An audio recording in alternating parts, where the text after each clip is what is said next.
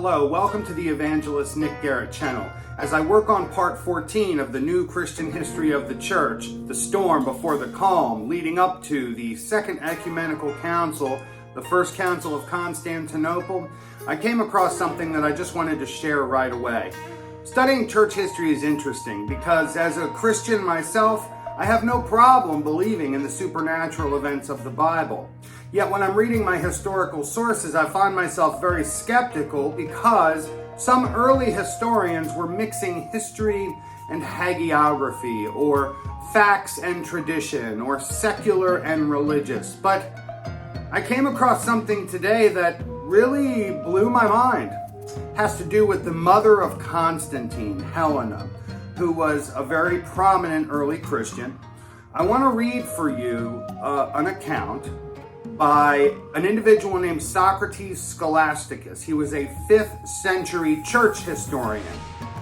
Clearly as his model, he had taken a prior history written by Eusebius.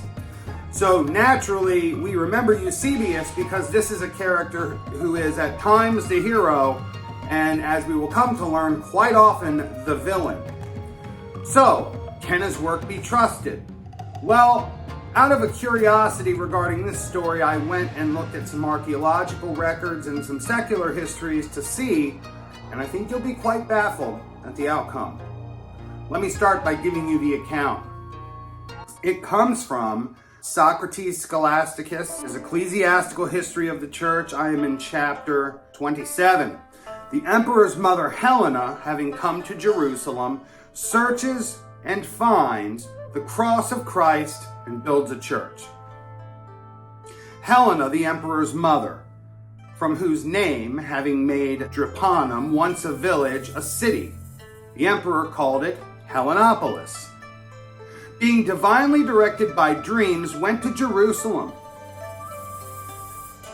Finding that which was once Jerusalem desolate, as a, quote, preserve for autumnal fruits. According to the prophet, she sought carefully the sepulchre of Christ, from which he arose after his burial, and after much difficulty by God's help, she discovered it. What the cause of the difficulty was, I will explain in a few words. Those who embraced the Christian faith after the period of his passion greatly venerated this tomb.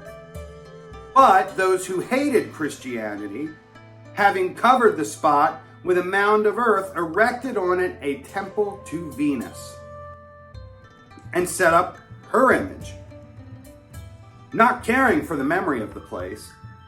This succeeded for a long time, and it became known to the emperor's mother. Accordingly, she, having caused the statue to be thrown down to the earth and removed, and the ground entirely cleared, found 3 crosses in the sepulchre. One of these was the blessed cross on which Christ had hung. The other 2 were those on which the 2 thieves that were crucified with him had died. With these was also found the tablet of Pilate, on which he had inscribed in various characters that the Christ who was crucified was King of the Jews. Since, however, it was doubtful which was the cross they were in search of, the emperor's mother was not a little distressed, but from this trouble the bishop of Jerusalem, Macarius, certainly relieved her. And he solved the doubt by faith. For he sought a sign from God and obtained it. The sign was this: a certain woman of the neighborhood who had been long afflicted with disease was now just at the point of death. The bishop therefore arranged it so that each of these crosses should be brought to the dying woman, believing that she would be healed on the touching of the precious cross. Nor was he disappointed in his expectation, for the 2 crosses having been applied which were not the Lord's, the woman still continued in the dying state. But when the 3rd, which was the true cross, touched her, she was immediately healed and recovered her former strength. In this manner, then, was the genuine cross discovered. The emperor's mother erected over that place of the sepulchre a magnificent church and named it New Jerusalem, having built it facing the old and deserted city. There she left a portion of the cross enclosed in a silver case as a memorial to those who might wish to see it.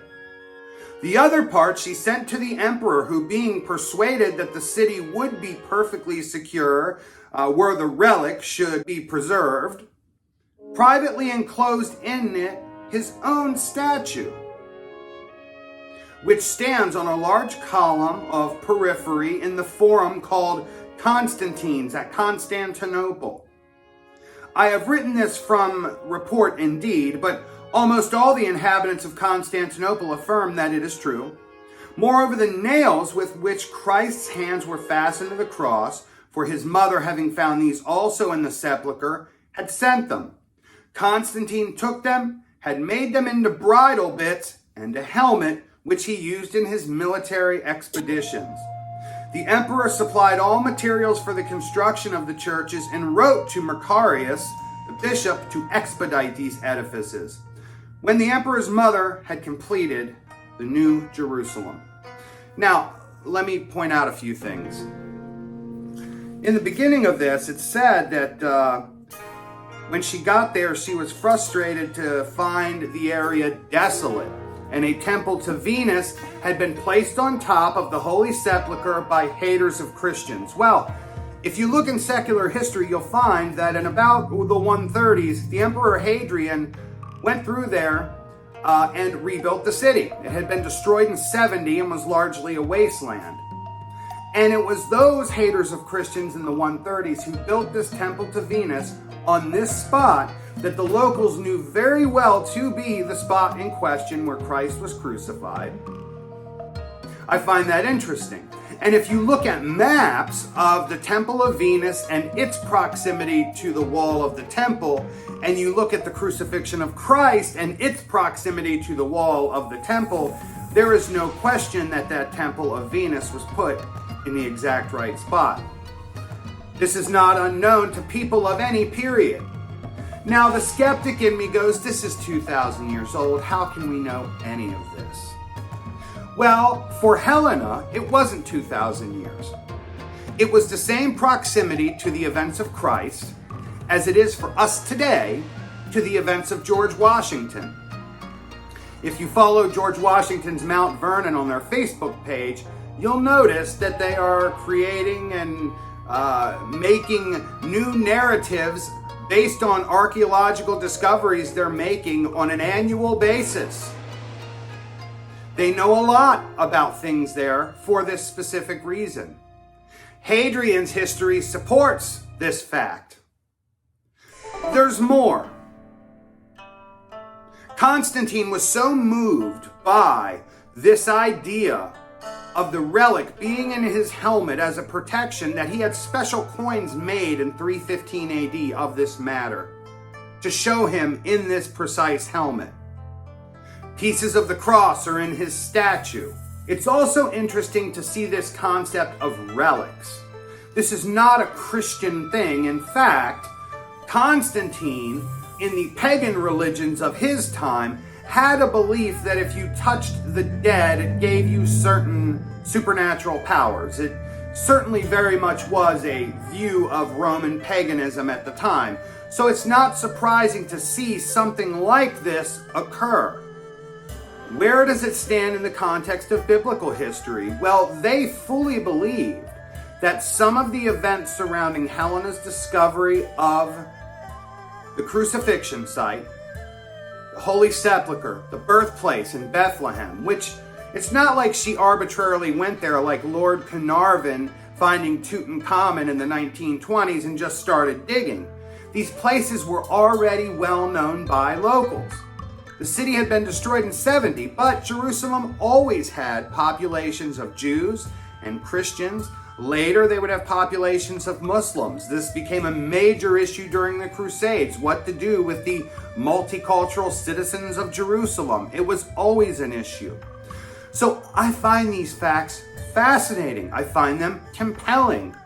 Because for me, I have found that absolute truth often comes together in the places where objective, secular, primary sources, and at times the supernatural and subjective all merge together. Make of this what you will, but I just find it quite fascinating. Ladies and gentlemen, you can support our work at PayPal or Cashapp, Venmo, by becoming a channel member, purchasing a book I've written, or purchasing some merchandise down below. We could use your support. We are always busy doing research to bring you narrative apologetics tools for the post-Christian missions field in our search for the absolute truth. Truth first, Christianity. Talk to you next time. Hey ladies and gentlemen, welcome to the Evangelist Nick Garrett channel. I need your help. I'm stuck down here in these Roman catacombs. I can't get anybody to help me, to let me out. No one hears me, no matter how much I scream. Can you please just drop a few dollars in my PayPal and maybe I can give someone a few gold coins to let me out of here?